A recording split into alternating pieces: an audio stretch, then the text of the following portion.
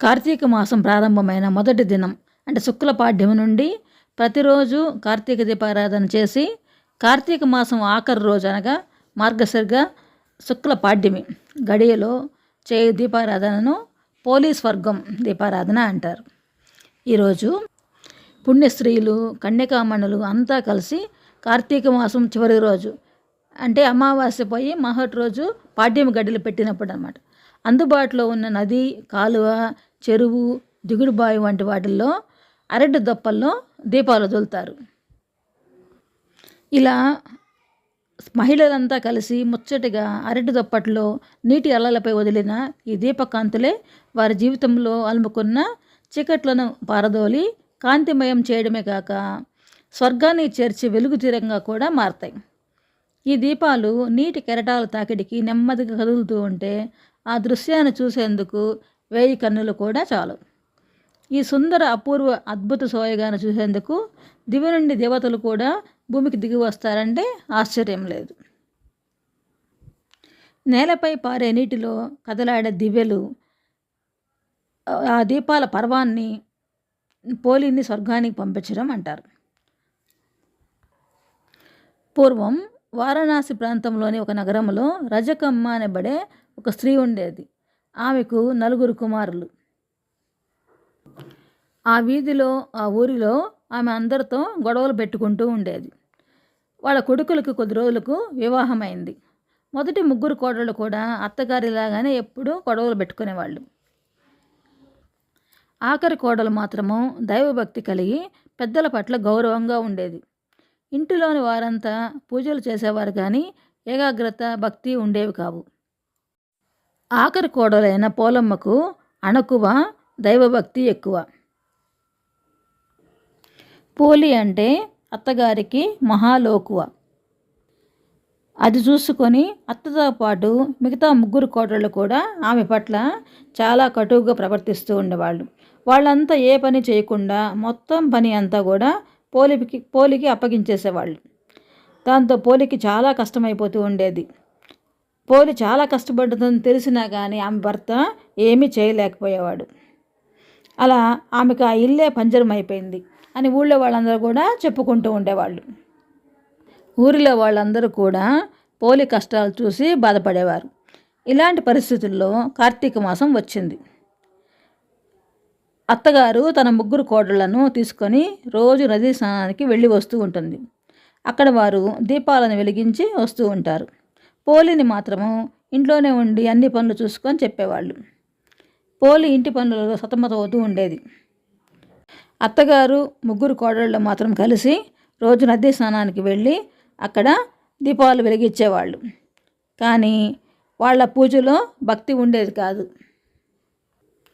పోలమ్మ మాత్రము ఇంటి వద్దే ఉండి ఆమెకి అప్పచెప్పిన అన్ని పనులు చేసుకొని పెరట్లోని పత్తిని తెచ్చి వత్తి చేసి వెన్నతో దీపారాధన చేసేది. భగవన్నామ పారాయణ చేసుకుంటూ ఉండేది. పోలి అన్ని కష్టాలు పడుతూ కూడా ఇంట్లో అన్ని పనులు చేస్తూ కూడా కార్తీక దీపాన్ని వెలిగించాలని ఆరాటపడింది. ఆమె భక్తిని చూసి విష్ణువు చాలా ఆనందిస్తాడు. అందుకని వెంటనే తన సేవకుల్ని పిలిచి పోలిని శరీరంతోనే దివ్య విమానంలోకి ఎక్కించుకొని వైకుంఠానికి తీసుకురమ్మని పంపిస్తాడు. దాంతో వాళ్ళు క్షణాల్లో పోలి ఇంటికి చేరుకుంటారు. ఒక దివ్య విమానం తన వాకిట్లో నిలవడము, అందులో నుంచి ఒక దివ్య పురుషుడు దిగి రావడము అన్నిటినీ పోలి ఆశ్చర్యంగా చూస్తూ ఉంటుంది. తాను వైకుంఠం నుంచి వచ్చిన విష్ణుమూర్తి సేవకుడను అని అతను చెప్తాడు. ఆమె భక్తికి మెచ్చిన విష్ణుమూర్తి ఆమెను దివ్య విమానంలో వైకుంఠానికి తీసుకురమ్మని చెప్పాడని చెప్తాడు. ఆ మాటలు విన్న పోలి ఆశ్చర్యపోతుంది. ఆమెలో ఆనందాశ్చర్యాలు చోటు చేసుకుంటాయి. దివ్య విమానాన్ని పోలి ఎక్కుతూ ఉండగా ఆమె అత్త, తోడికోడళ్ళు ఇంటికి తిరిగి వస్తూ దూరం నుంచే ఆ దృశ్యాన్ని చూస్తారు. ఆ దివ్య విమానం చూడగానే వాళ్ళకి పోలి స్వర్గానికి వెళుతుంది అని అర్థమైపోతుంది. వాళ్ళు గబగబా పరిగెత్తుకుంటూ వచ్చి పోలి పాదం పట్టుకుంటుంది వాళ్ళ అత్తగారు. వాళ్ళ అత్తగారి పాదాన్ని పెద్ద కోడలు, ఆమె పాదాన్ని తర్వాత కోడలు, తర్వాత 3వ కోడలు అందరూ ఒక పాదాలు ఒకరు పట్టుకొని గాల్లో వేలాడుతూ ఉంటారు. అప్పుడు ఆ దివ్య పురుషుడు, ఇది విష్ణుమూర్తి అనుగ్రహంతో మాత్రమే అడుగు పెట్టగలిగే దివ్య విమానం. ఎంతో పుణ్యం చేసుకుంటే తప్ప ఎవరికి ప్రవేశం ఉండదు. అందువల్ల పోలి పాదాలను వదలండి. మీరు చేసిన పాపాలకు నరకమే శరణ్యం. మీరు వెళ్ళవలసింది అక్కడికే అని అంటాడు. అయినా కానీ వారు ఆ దివ్య విమానాన్ని వదలరు. అప్పుడు అతడు కోపంతో ఆ అత్తగారి చేతులను నరికేస్తాడు. దాంతో ఆమెతో పాటు ఆమె ముగ్గురు కోడళ్ళు కూడా కిందకి పడిపోతారు. పోలి మాత్రము శరీరంతో వైకుంఠాన్ని చేరుకుంటుంది. నిస్వార్థమైన బుద్ధి, స్వచ్ఛమైన భక్తి కలిగిన పోలి భగవంతుడి అనుగ్రహంతో స్వర్గానికి చేరుకుంది. అప్పుడు అత్త తోడికోడళ్ళు తమ అజ్ఞానానికి విచారించారు. శరీరంతో విష్ణు సాయుధ్యం పొందడం అనేది పోలి చేసుకున్న సుకృత ఫలమని ప్రశంసించారు. నాటి నుండి కార్తీక బహుళ అమావాస్య రోజు పోలి స్వర్గానికి వెళ్ళిన రోజుగా ప్రశస్తమైంది.